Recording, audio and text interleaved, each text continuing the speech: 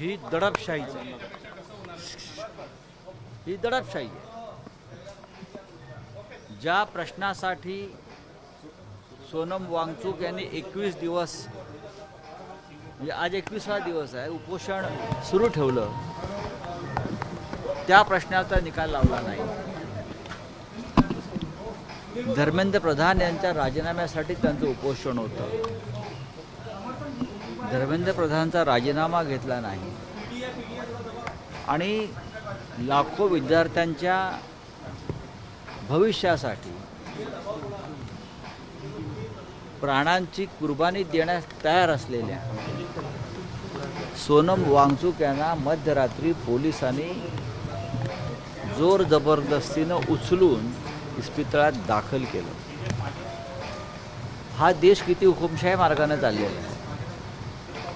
सोनम वांगचूक यांच्या प्राणाची तुम्हाला इतकी किंमत असती तर उपोषण सुरू झाल्यावर काही काळातच त्यांच्या मागण्यासंदर्भात सरकारनं काही भूमिका घेतली असते.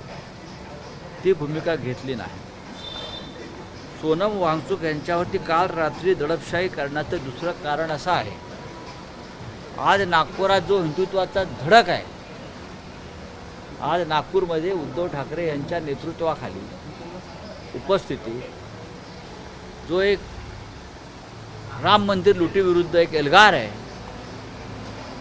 त्या कार्यक्रमावरचं लक्ष वळवावं म्हणून सुद्धा सोनम वांगचूक यांना काल रात्रीच दडपशाही मार्गानं अटक करून इस्पितळात नेलं. ही दोन कारणं आहेत. तरीही आता उद्धव ठाकरे साहेब निघालेले आहेत. ते 12 वाजता नागपूरला पोचतील आणि 4 वाजता ते रामनगर राम मंदिर येथे रवाना होतील. सोनम वांगचूक को उठा के लेके गई है पुलिस. सोनम वांगचूक जी को उठाकर लेके गई पुलिस. पुलिस और क्या कर सकते हैं? पुलिस तो सरकार की गुलाम है. सोनम वांगचूक 20 दिन से ज़्यादा अनशन कर रहे हैं. अन्न का त्याग किया है उसने, और इसलिए किया है देश के लाखों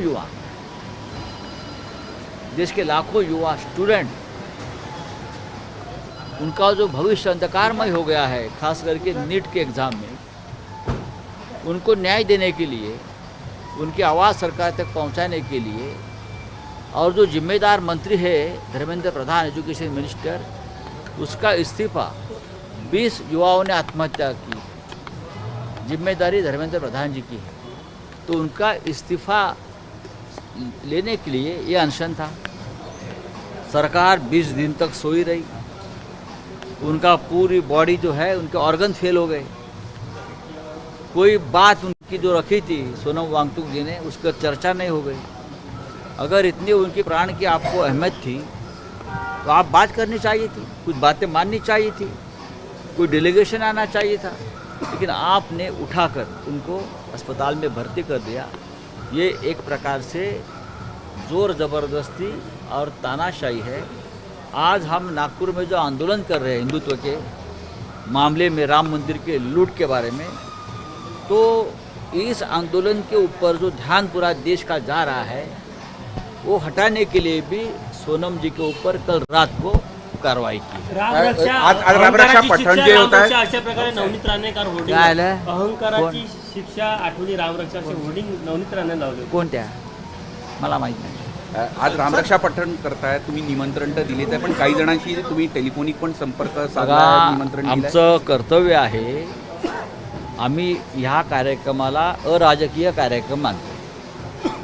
जसं अयोध्येमध्ये रामजन्म मुक्तीचं जे आंदोलन झालं ते आम्ही अराजकीय मानतो. जरी आम्ही सगळ्यांनी सहभागी झाले असतील त्यात, विश्व हिंदू परिषद, राष्ट्रीय स्वयंसेवक संघ, शिवसेना, बजरंग दल, भाजपचे कार्यकर्ते, ते सर्व पक्षांचं होतं. तसंच हे आता अयोध्या आणि राम मंदिर हे चोरांपासून मुक्त करण्याचं जे आंदोलन आहे ते सुद्धा अराजकीय आहे. त्याच्यामुळे जे जे राम भक्त आहेत, जे जे हिंदू आहेत, त्या सगळ्यांनी या आंदोलनामध्ये सहभागी व्हावं अशी आमची भूमिका आहे. त्याच्यामुळे आम्ही सरसंघचालक मोहनराव भागवत परमपूज्य, त्यानंतर राज्याचे मुख्यमंत्री रामभक्त देवेंद्रजी फडणवीस यांच्यासह आम्ही इकडले काँग्रेस, राष्ट्रवादी काँग्रेसचे नेते सगळ्यांना आम्ही आमंत्रित केलं की आपण या. ज्या भाजप आमदारांना फोन केला होता. भाजप आमदारांना आंदोलन करणार आहे त्या राम मंदिरामधल्या ज्या भाजप- गणेश राम मूर्ती आहे त्या गोळवळकर गुरुजी यांनी स्थापन केलेल्या आहे. 1958 साली हो, मग याच्यामध्ये चांगलं आहे आमच्यासाठी ना. जर राष्ट्रीय स्वयंसेवक संघाच्या तत्कालीन सरसंघचालकांच्या हातून त्या मूर्तीचं काही पूजा अर्चा झाली असेल, त्यांनी स्थापन केल्या असतील, तर त्याच मूर्तींची आम्ही आज पूजा करणार आहोत. म्हणून तर आम्ही संघ मुख्यालयामध्ये आमंत्रण दिलं की या, तुमच्याच हस्तस्पर्शानं पावन झालेल्या या मूर्ती आहेत, तुम्ही या. देवेंद्रजींना आम्ही तेच सांगितलेलं आहे. खरं तर म्हणजे रामरक्षा पठण झालं. रामरक्षा पठण राम मंदिर हा सगळ्यांचा मुद्दा आहे, मग सगळे सहभागी व्हायला पाहिजे असं आम्ही सांगितलेलं आहे.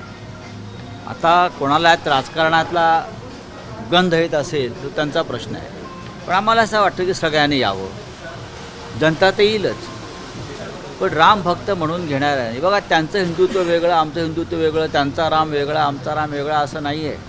राम एकच आहे, या राष्ट्राचं अस्मितेचं प्रतीक आहे.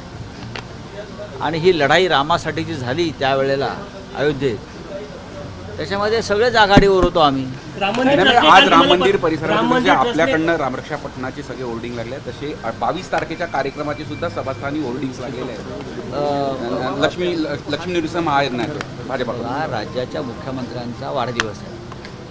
आम्ही त्यांना उदंड निरोगी दीर्घायुष्य आणि त्यांच्या राजकीय कारकिर्दीस आम्ही नेहमीच शुभेच्छा दिलेल्या आहेत. मी तर नेहमी म्हणतो की त्यांच्याकडे राष्ट्रीय नेतृत्व करण्याची क्षमता आहे. त्यांनी दिल्लीत जाऊन महाराष्ट्राने देशाचं नेतृत्व करावं अशा आमच्या त्यांना शुभेच्छा आहेत. त्यासाठी त्यांनी यज्ञ केला असेल तर त्या यज्ञा इतकी आमच्या शुभेच्छामध्ये सुद्धा ताकद आहे. दोनों एनसीपी के मर्जर की बात दोनों काल तुम्हाला पत्र लिहून एक आठवण करून दिली की ज्या अटी शर्ती आणि जो शब्द तुम्ही दिला तो पाळावा, राजकारण होणार नाही याची काळजी घ्यावी. त्यांनी मला पत्र दिलेलं आहे आणि त्या पत्रानुसारच आमचं संपूर्ण आजचं कार्य चालेल.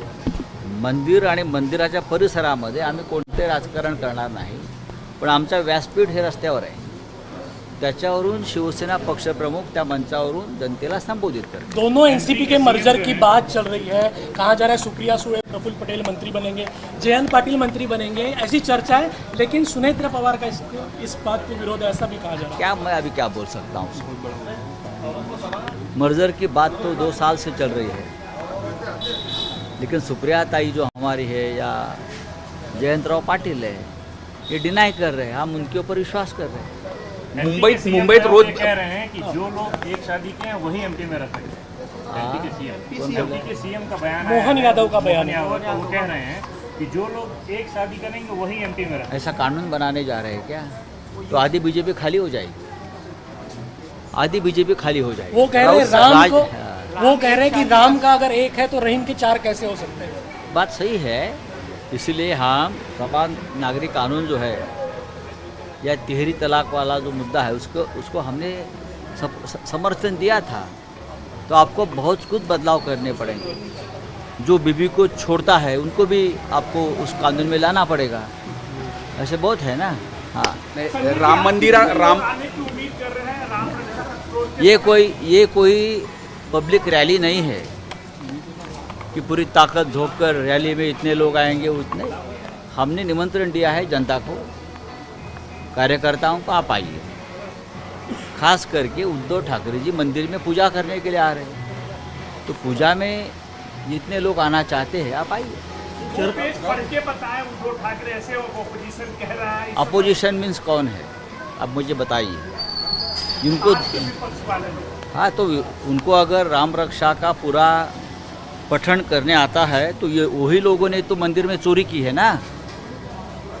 राम रक्षा आपको पूरी पढ़ने आती है कि नहीं, ये चारित्र का कैरेक्टर सर्टिफिकेट नहीं है. यही लोग हैं अयोध्या में मंदिर में जो बैठे हैं, वो धड़ाधड़ राम रक्षा बोलते हैं. वही लोगों ने तो राम को लूटा है. यही लोग हैं लूटने वाले. शरद पवार असं म्हणाले की सोनम वांगचूकच्या आंदोलनाचा विषय अगदी पवित्र आहे. 100 वर्ष कोण? सेवा करत आहे. उपराष्ट्रपती म्हणाले की संघ हा गंगेसारखा पवित्र आहे, 100 वर्षापासून निस्वार्थ सेवा करते. मग त्याच्यामध्ये शंका घ्यायचं काहीच कारण नाही. त्यांना आता मनात शंका काय ते कदाचित राम मंदिराच्या लुटीमध्ये काही अशा लोकांचा सहभाग आहे ते समोर आल्यामुळे त्यांना असं बोलावं असं वाटलं असेल.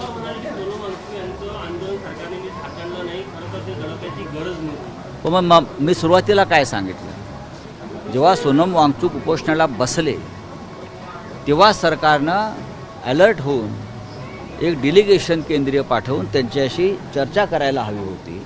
21 दिवस तुम्ही त्यांच्या शरीराची झीज होऊ दिली, त्यांच्या ऑर्गन्स फेल्युअरची वेळ आलेली आहे आणि आता तुम्ही त्या शिक्षण मंत्र्याला दूर करण्याऐवजी सोनम वांगचूक यांना अटक करून इस्पितळात दाखल केलेलं आहे. चलिए थँक्यू.